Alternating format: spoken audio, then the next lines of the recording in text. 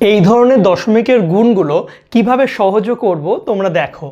তো এখানে যখন আমরা দশমিকের গুণ করব তখন আমরা দশমিকগুলোকে বাদ দিয়ে দেবো, ভাববো দশমিক নেই। তাহলে দেখো এখানে কত আছে, এখানে 1 আছে আর এখানে 2 আছে, তাহলে 1 আর 2 গুণ করলে কত হয়, 2 হয়। এবার আমরা দশমিকের পর কটা ঘর আছে গুনবো। তো এখানে দেখছি দশমিকের পর দুটো ঘর, এখানে দুটো ঘর, তাহলে টোটাল 4টে ঘর। তাহলে এখানেও 4 ঘর পর দশমিক হবে, তাহলে 1 ঘর, 2 ঘর, 3 ঘর, 4 ঘর, তাহলে এখানে দশমিক হবে। তাহলে এখানে শূন্য দিয়ে বাদ বাকি ঘরগুলো শূন্য করে দেবো, তাহলে এটাই হয়ে যাবে আমাদের উত্তর। সেমভাবে দেখে এটা করব। তো এখানে দেখতে পাচ্ছ 4 আছে, 2 আছে আর 8 আছে, তাহলে 4 আর 2 হচ্ছে 6, 4 দুগুণে 8 আর 8টা 64, এগুলো গুণ করলাম। এবার দেখবো দশমিকের পর কটা ঘর আছে। দশমিকের পর আমরা দেখতে পাচ্ছি একটা ঘর, এখানে 2, তাহলে 3টে আর এখানে 2টো 5টা, তাহলে এখানেও 5 ঘর পর দশমিক বসবে।